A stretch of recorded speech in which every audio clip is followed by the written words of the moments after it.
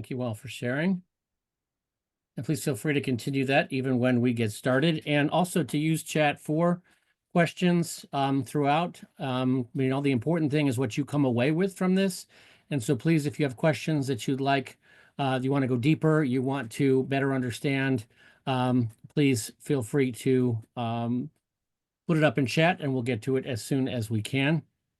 But it is a pleasure to welcome you to our webinar today around simulations shaping leadership, 10 years of principal pipeline development at Gwinnett. My name is Ken Spiro. I am the president and founder of School Sims. And again, I'm delighted to welcome you to our webinar today. And this one is particularly exciting for me. When I started the company and we first launched the library in 2015, Gwinnett was one of our first clients. And they have been working with us ever since. And it's been a delight both to obviously work with them and learn from them, because I think that they are a wonderful district. And so I have no problem sharing that. And they've been just a wonderful partner over the years. And hopefully you'll hear their story, but also how they've been using simulations as part of their principal pipeline development. So just a little bit about, for those of you who don't know as much about School Sims. Brian, the next slide, please. You can obviously go to our website and find out all kinds of information. So after the webinar, go to schoolsims.com and there is information about the variety of things that we do. And feel free to peruse that. Next slide. But what we do are simulations. We do simulations for focusing in on schools, for leadership, for teachers, for counselors. Our operating premise is that experience is the best teacher. We know that from infancy. And we also know that simulations approximate experience, right? You wouldn't put a pilot in a plane or a doctor or nurse into a patient suite without hours of simulation. We feel the same applies in education, for leadership, for teaching, counseling. One of the key differences between, we know that we talk about the idea of flight simulators, but one of the things about flight simulators, and even in medicine, is that there are some procedural elements, right? There's some dials and there are levers and things you need to do in what order. And that's some of the muscle memory that needs to be created. It's really important as part of those professions. The thing about education is that it's all cognitive, or primarily cognitive, right? It's about how you react in the moment, because we can't give you a recipe to follow on what to do in every particular leadership situation that you will face, right? You're going to have to take the things that you know and apply them into your context in that moment and do the best you can. And then deal with the consequences that follow from that, because there's always blowback.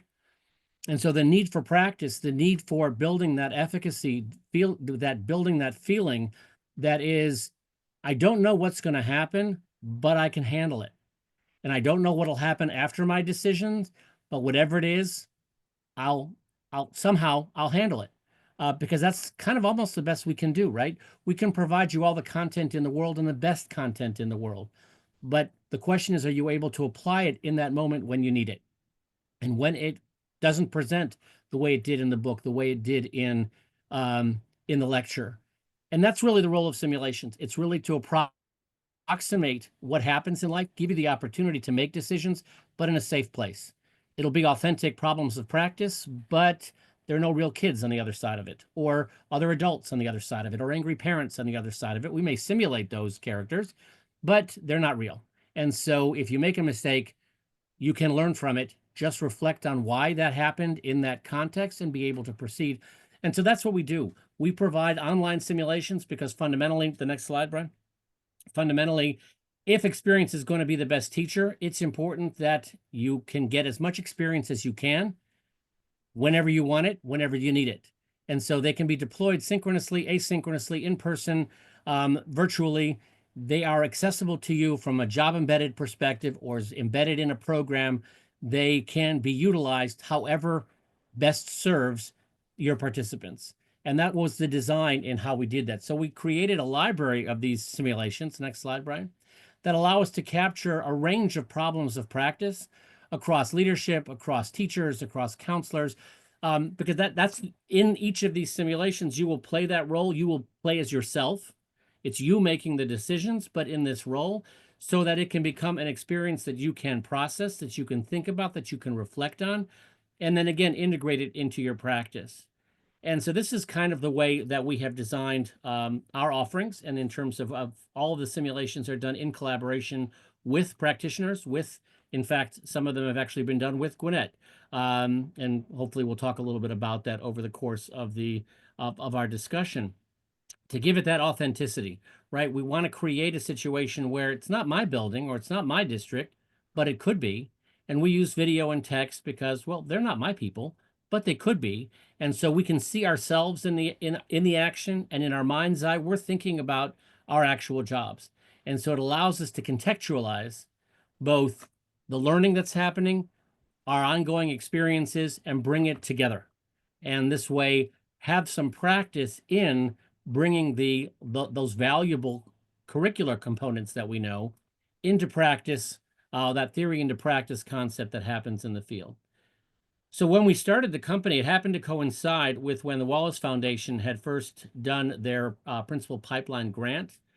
Gwinnett was one of the 6 districts that had gotten that grant, and had the opportunity to meet with Glenn Pethel. For those of you who might know Glenn, when he was at Gwinnett, I asked him if he would be able to join. He wasn't available to join us today, but we had a meeting of the minds. I was down at Gwinnett for related reasons, but we got into discussing what was going on as part of their efforts, and that was the beginning of how we brought the simulations into Gwinnett as part of their Principal Pipeline efforts. Nicely, for those of you who have either been part of or know about Wallace Foundation grants, I mean, I'm not immersed in that, but the wonderful thing about that is that they provided the grant to these 6 districts at the time and had them design their own. They didn't guide them in terms of what to do. Each of the districts was able to design their own Principal Pipeline approach.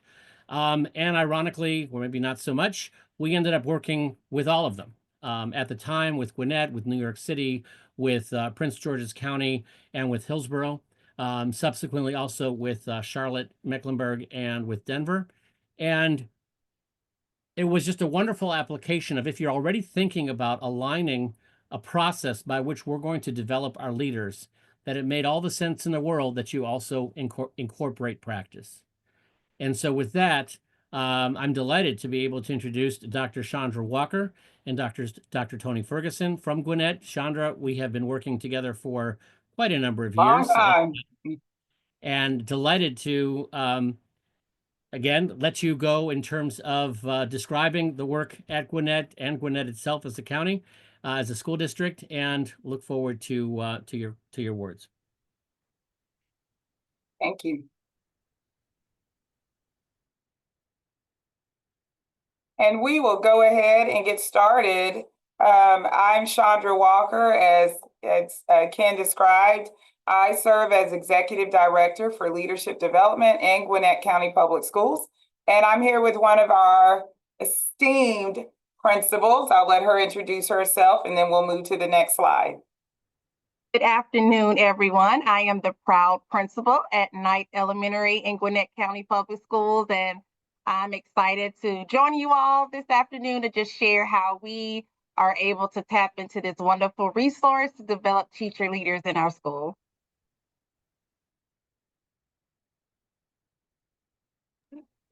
So let's take a look at our district, Gwinnett County. We are the largest school district in the state of Georgia and one of the largest districts in the country. So when you take a deeper dive into Gwinnett, when I say we're the largest district in our state, Georgia here, when you drill down and look at the employers within Gwinnett, like we're the largest employer in Gwinnett County. So that means that we have the majority of employers in our whole county. They're employed with Gwinnett County Public Schools. And when you look at the metro Atlanta area, we're the 4th largest to employ folks in the metro area in Atlanta. So that is huge and lets us know that our district is spoken of and thought of in a lot of homes throughout our district and throughout our state. So as you look at our students, who do we serve? So in this graph here, you can see our racial and ethnic distribution there, as well as we have over 191 countries represented throughout the schools in our district, with 98 different languages spoken throughout our district. So that big number at the very top, right now, we're serving 182,518 students. And one of those students is my child. My youngest son is graduating from high school this year. And he started Night Elementary with me, 12, 13 years ago. And to see him to go through all of the Gwinnett schools and is equipped and ready to graduate, this next picture kind of speaks to our whole why of why we do what we do each and every day in Gwinnett County.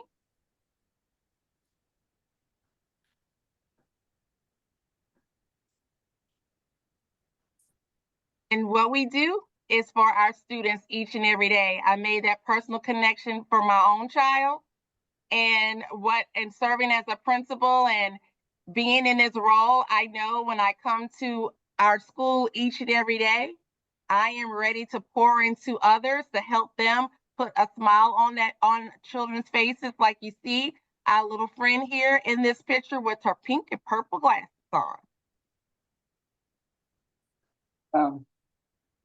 So we'll move on to the next slide, and we certainly want to welcome anyone to ask us questions about our phenomenal school district. And what I would like to share with you is how at the central office and our Quality Plus Leader Academy, which is our in-district professional learning and pipeline for leaders, how we have, as Ken shared, used simulations really since the onset of his very innovative approach to leadership development. So in Gwinnett, we have a Quality Plus Leader Academy that is cyclical, and you can see that from the visual, and that there are many on-ramps to our leader pipeline. So I will share with you just a few, and then on the next slide, I'll narrow in on exactly how we have used the simulations to support the development of leaders. So we have our Aspiring Leader Program, top left, and that is a leadership development program for teacher leaders who aspire to be assistant principals. Our next major pipeline program is our Aspiring Principal Program, which I am a graduate of, as well as Dr. Ferguson.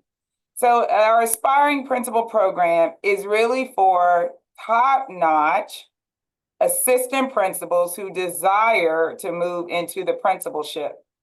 We also have a District Leader Program, and that program is more for onboarding for leaders who have moved from the local school or even from outside externally in our district, but are moving into a district level central office position. We have a District Institute for Leadership Learning that is about to launch, and that will just be for ongoing professional learning for those who are serving at the central office.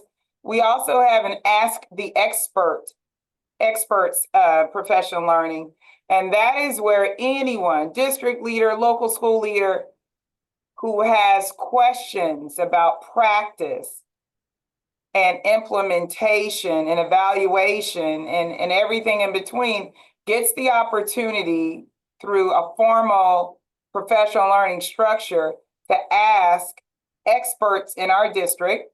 Sometimes the topic lends itself to the principals being an expert, and sometimes it's a particular district office leader, but it is a virtual opportunity to ask the experts what questions you may have to support you in leading your school, community, or your department.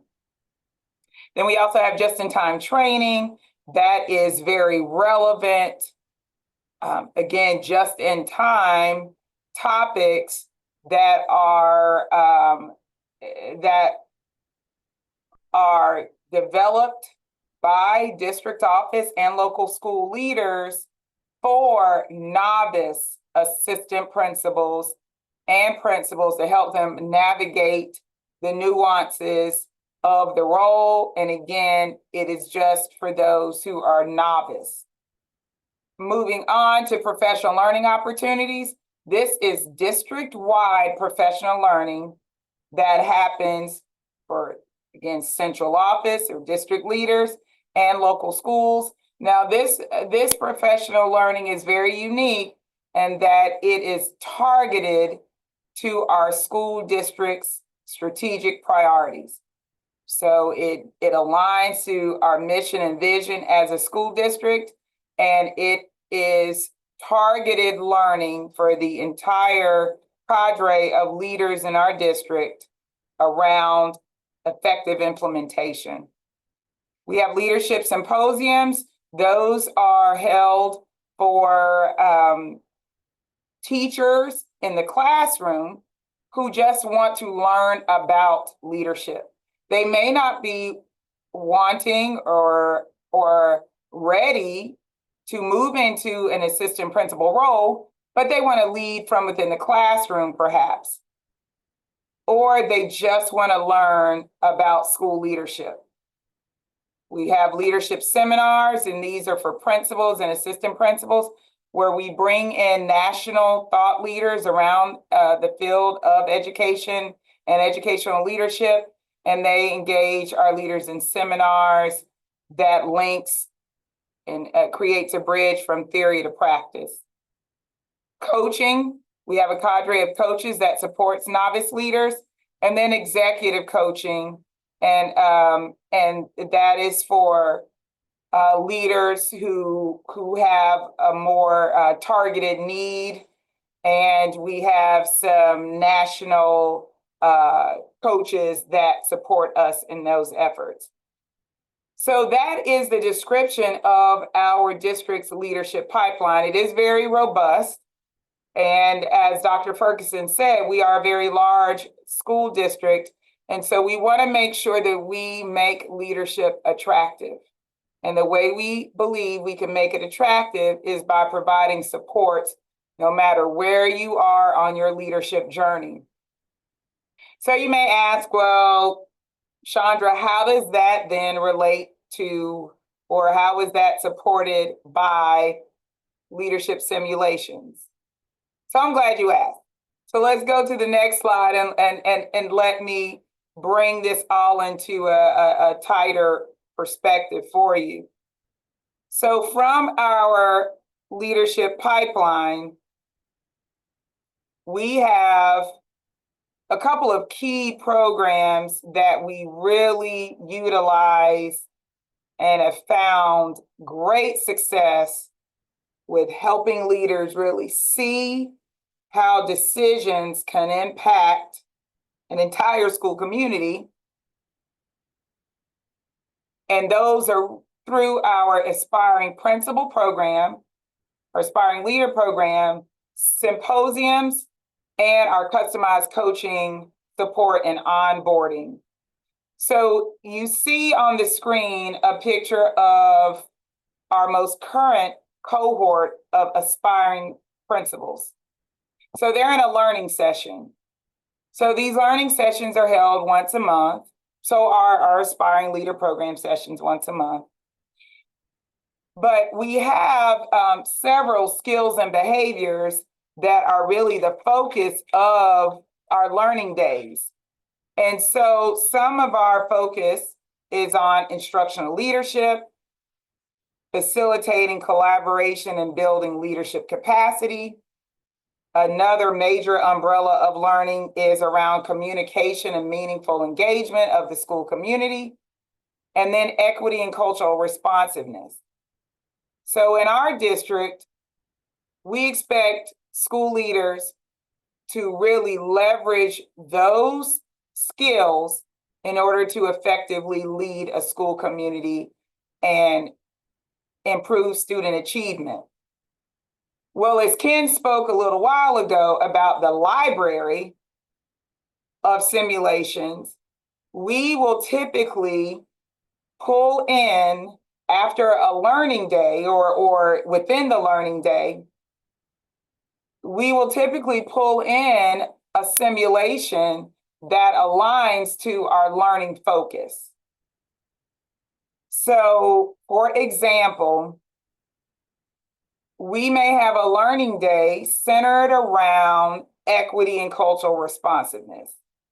So we will, if you really look at this picture here, you will see a set of books with a bow around them. So those are some of the reading materials that support our program. And so a typical day might be, we focus on the reading, so a little bit of the theory. We do have speakers to come in.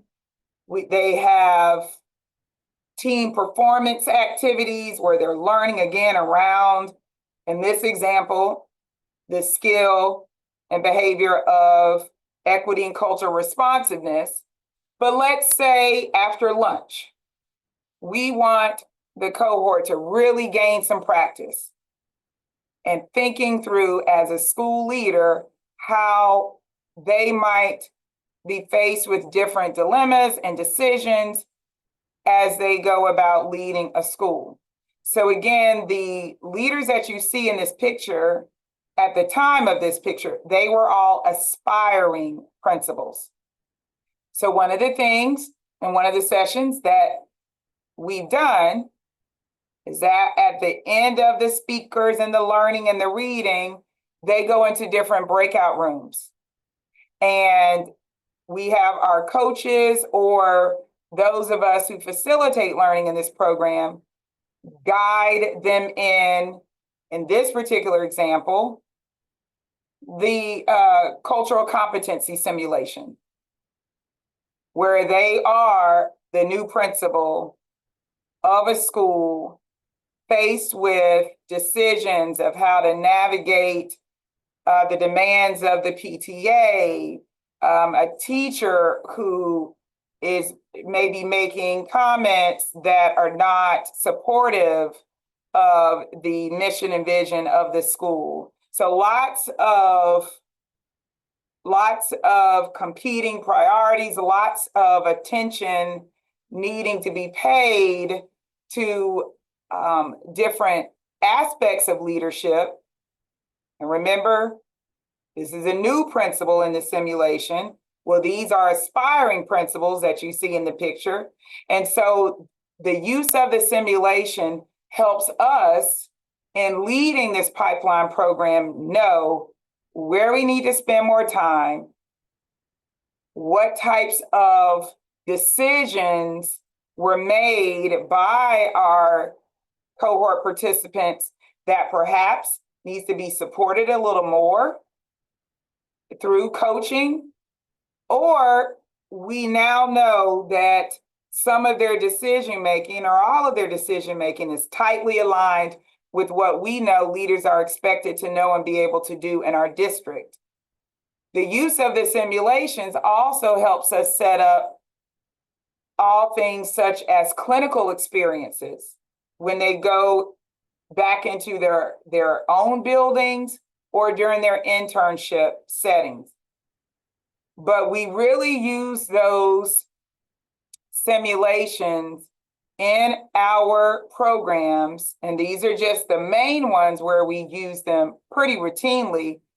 But when we do, I can say, and not just because Ken is in this Zoom, but I could even show you the data that when we have sessions in which we pull in a simulation for the application, I can show you the data where participants say it was a highly impactful session and it really helped them figure out and see how being a principal is a huge deal with the decisions that have to be made on a dime all throughout the day. And the what they believe is the most valuable is that this kind of learning is all done in a very risk-free environment where the facilitators and district leaders are with them in the room.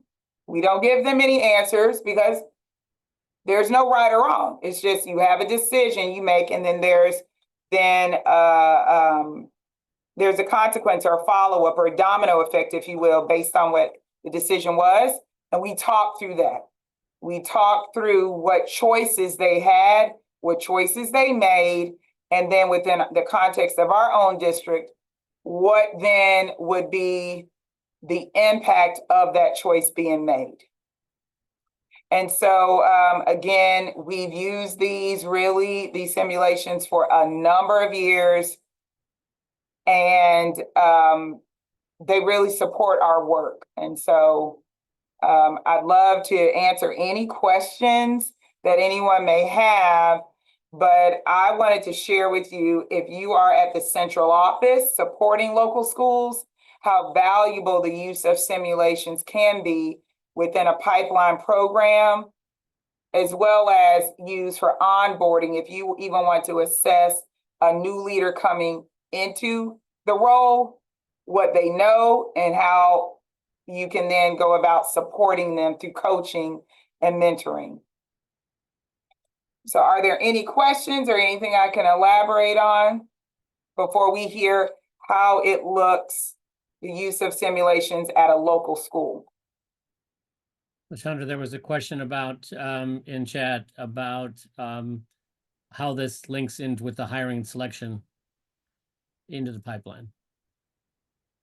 Great question. So we've used this a number of ways, not formally in that it is used to determine appointment to the principalship, but it has been used to inform selection processes and residency or internship focus in our pipeline leadership academies.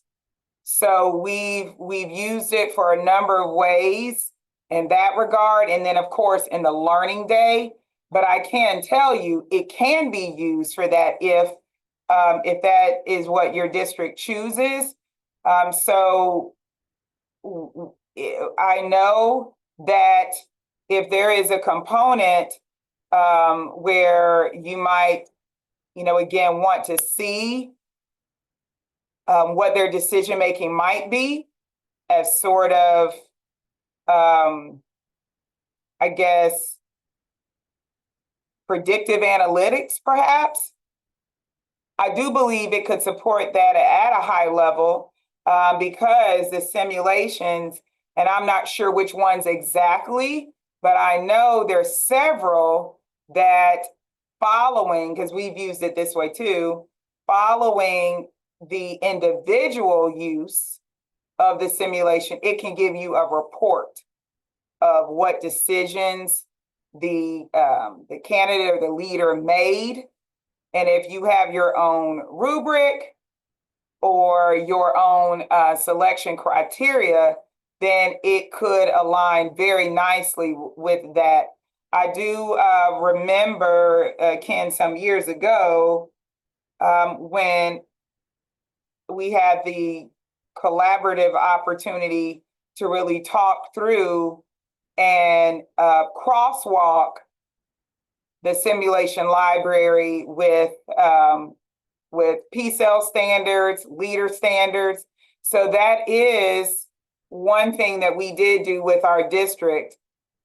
We crosswalked it, and what we found were that the simulations were tightly aligned to our state's leader standards. Again, what we know and what we expect leaders to know and be able to do in our district, and that actually gave the simulations a lot more credibility with the use of it in our programs, and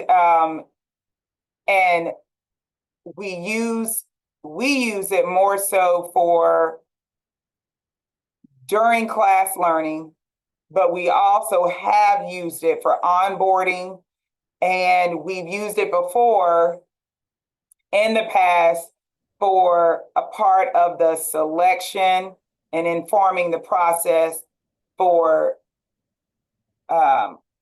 again, selection into our program. But I can see a district using it for selection for appointment to principalship. Thank you, Chandra. Mark, you had a question?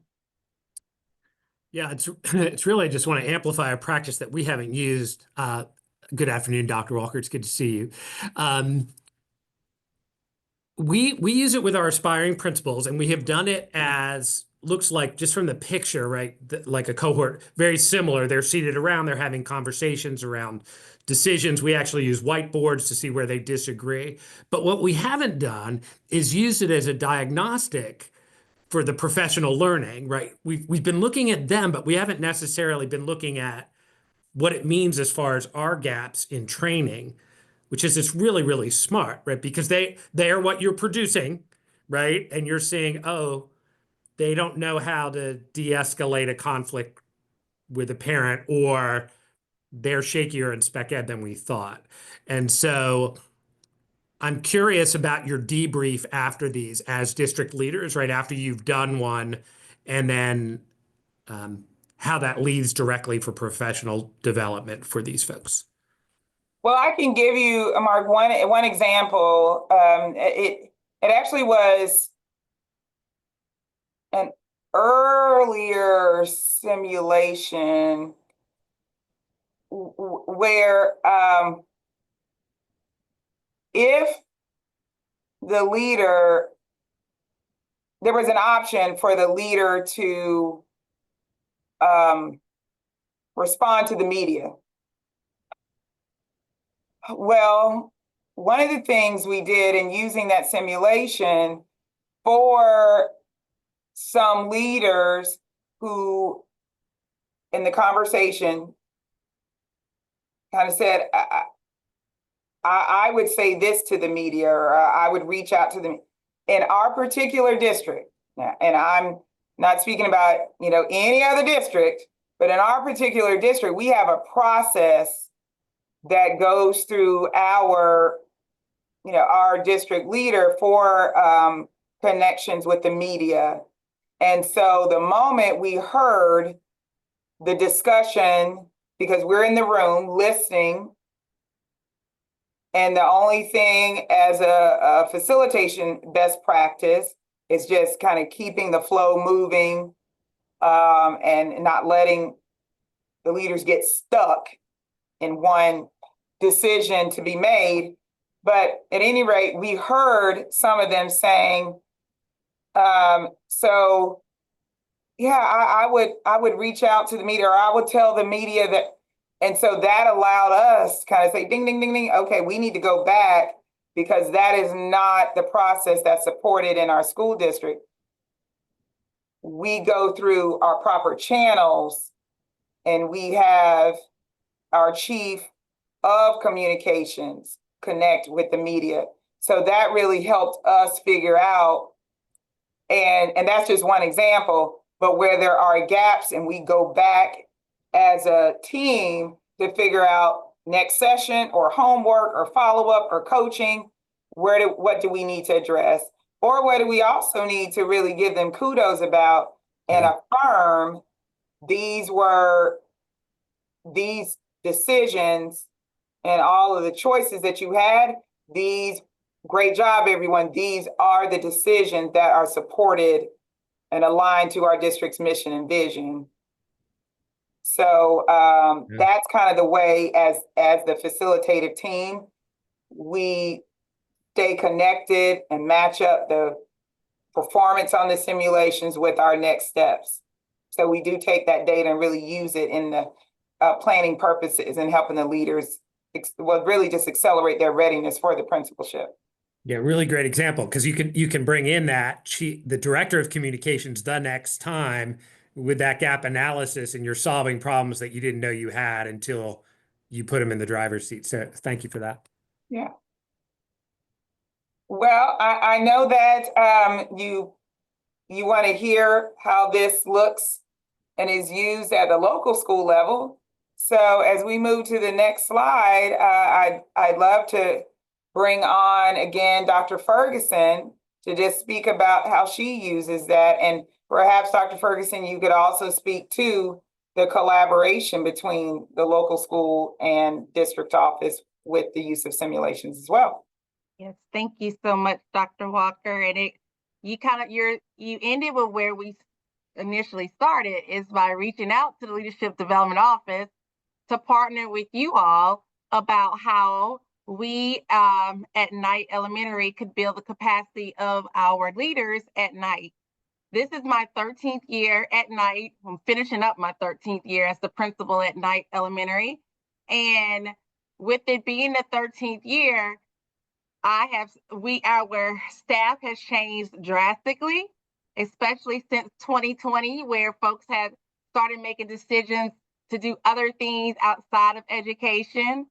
So as I'm sitting in front of our team leaders, or our school teacher leadership team, or instruction leadership team, whatever everybody calls that team of folks that help lead the school, I looked at that team and saw how there were so many that were in like that range of 3 to 7 years of teaching and may not have made decisions or may not have led a team like the team leaders would had 10 years ago or 8 years ago, because there's been a shift and a change in our staffing, where we see, and not just at Knight, we see across Gwinnett that our staff we have less years of experience that are in the room. So with that, I mean, half of our teaching staff is 0 to 5 years of experience right now. So with that, I had to recognize that I have never had to think about how people are going to lead a team before. And now that's something that I do have to think about. And so I started first by reaching out to our Leadership Development Office to share what I was noticing and come up with a plan to build the capacity of our teacher leaders. And first, by starting with, can they articulate our school vision and mission as if I were in the room? And in order to do that, some training had to occur. And so we came up with stuff. Dr. Walker said, well, let's try this simulation with them. I'm like, what are you talking about? And so she explained all of that to me, where the team would actually have an opportunity to make some decisions. And we would kind of be in the room with them, like she said, but not give them the answers. And it was very eye-opening, because as they was making decisions, I was like, you gonna do what? Oh my God. But I had to, just kind of like clutch my pearls to myself at times, but it was really, I think what Mr. Savage said, or Dr. Savage said, is that it let me know like where the gaps were with the leadership and what we needed to go back and revisit, and helped us to also promote, like here, what you see on that screen about collaboration and investigating problems of practice. It helped set that up too, because I was able to see during this simulation how the different perspectives of folks in the room, and help me determine who would be the best person to select for different areas of need in our school, based on how they were responding to the different simulations that were posed to them.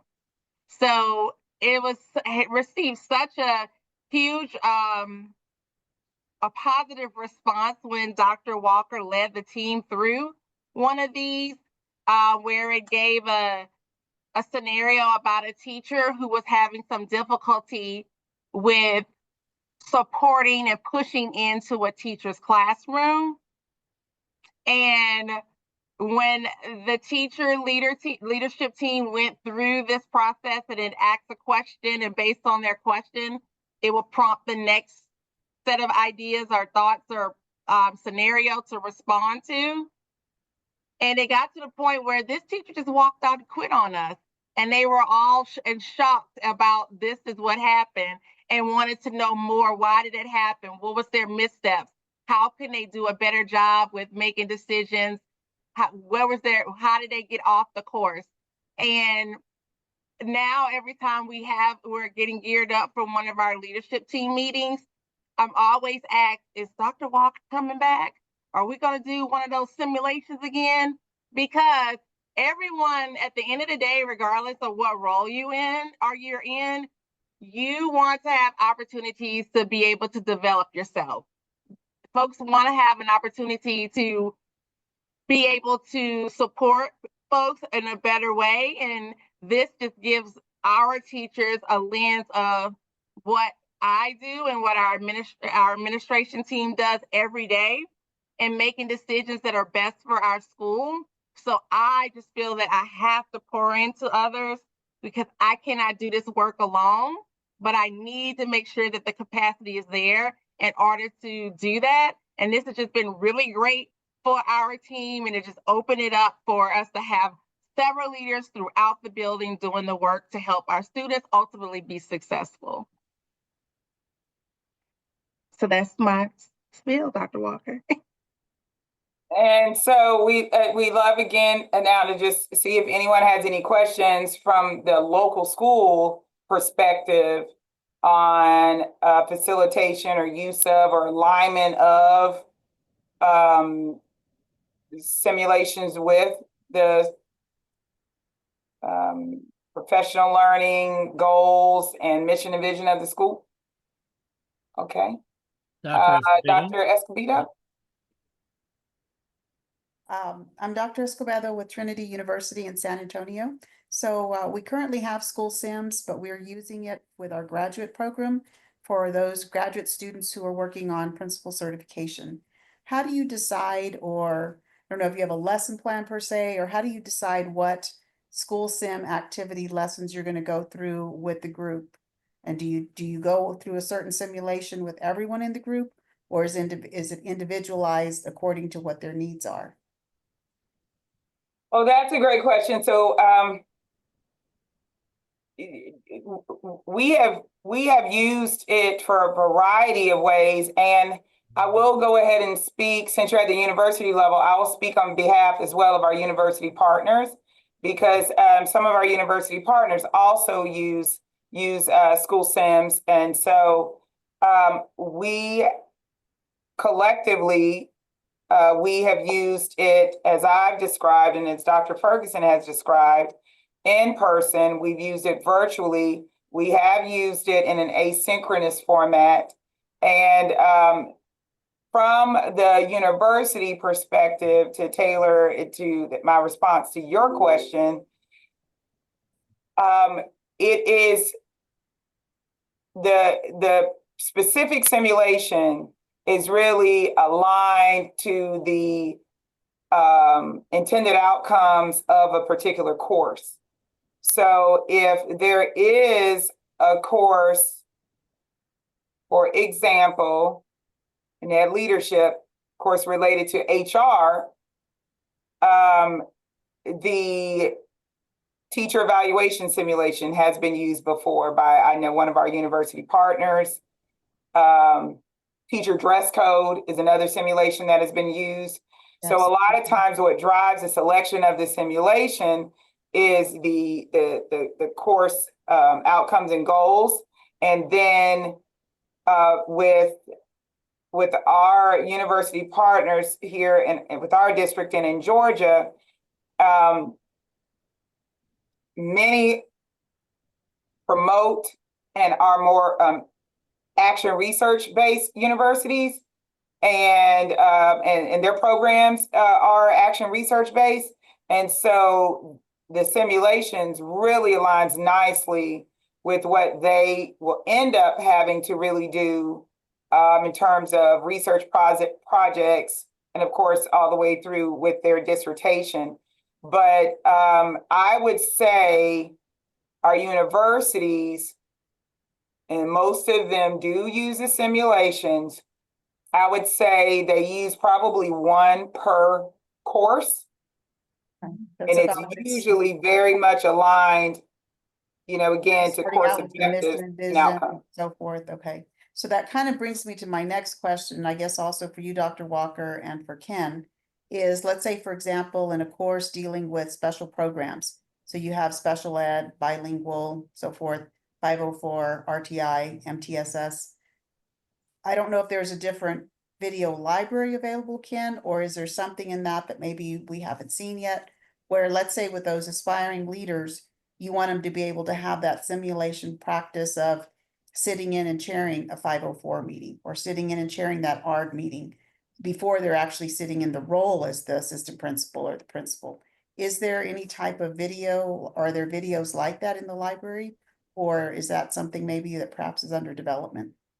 Well, I can share one that I have used with special education assistant principals, and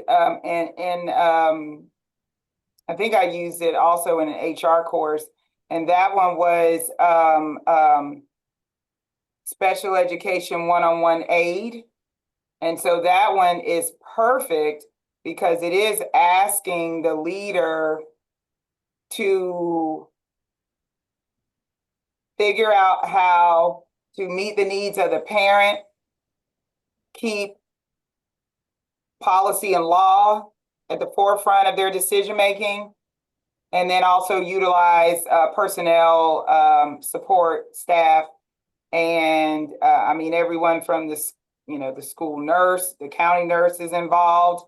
That one is very rich in helping new principals and new assistant principals really understand how you have to get all the facts and evidence in order to make an informed decision, and how IEPs have to be tightly followed. That is a simulation that in our district and with some of our university partners, leaders that special ed is their background have really sang its praises for that particular simulation and all of the avenues that it could take you, and really the ramifications of not being confidential and just not following an IEP of a student. And so that is the main one that I have used, and I know our partners really use heavily. So I'll just give that perspective of us using in our district. I'll look up that one also. Yeah, one-on-one aid. I think is that the full name of it, Ken? Special education, yeah. Mm-hmm. Thank you. Ken, do you foresee that y'all would be developing anything further for other special programs such as bilingual, 504, interventions for RTI, MTSS, things of that nature? Yes, and that is in fact how the library grows, and we have had requests for that. So in some of those, we can talk offline in terms of getting insight into the nature of the scenarios that would manifest that and the underlying challenges associated with dealing with them or implementing them. But yes, that is our commitment. Is there's no shortage of problems, and right, you don't. How many times a day do you think about, wow, you can't really make this stuff up? Exactly. And so the opportunity to capture these, every one of those can inform another sim. And that's, again, when we started working with Gwinnett, we had 10. We started with 10 simulations, and now we're over 40. And the process is, and that's not counting the teacher sims and counselor sims. And by the way, there is an IEP meeting in the teacher sims, which we could make available as well. So there is that, and the annual meeting is in one of the leadership sims as well, which is an annual review of special ed So then I program. guess when we look at the renewal of the licenses, is it possible to see how to overlap? Because we have the ones for Absolutely. leadership as opposed, we don't have the ones for teachers.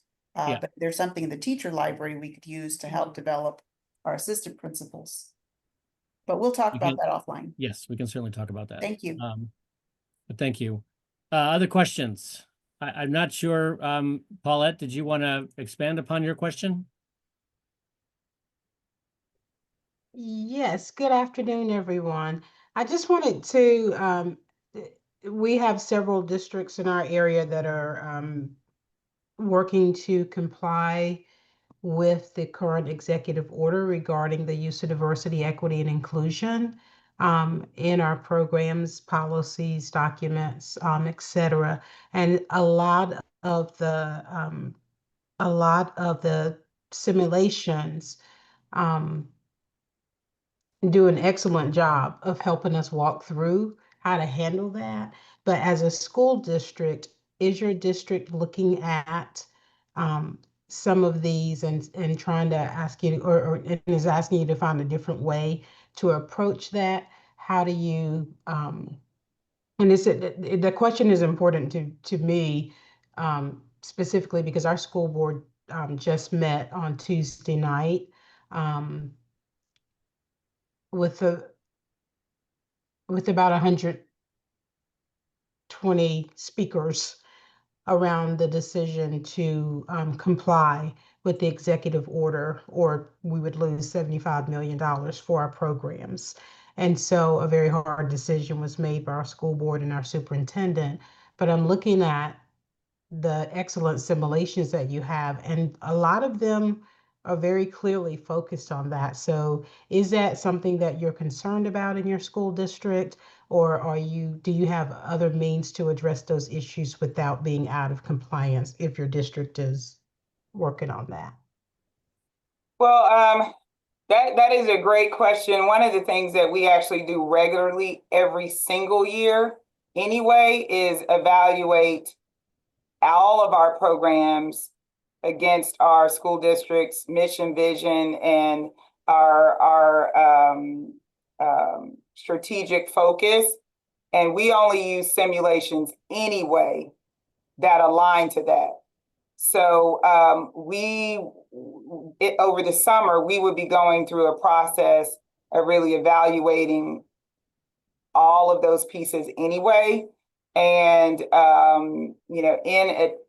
in alignment with our superintendent's vision and where we are headed, as a district, we would make that decision at that time.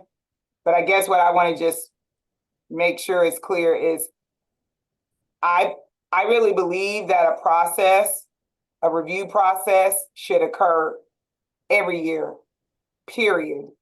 Now, I do believe that all the simulations are effective, but there are some that I could say we have not used in the last 3 years because it just wasn't, although a very strong simulation, it did not align to where our focus was.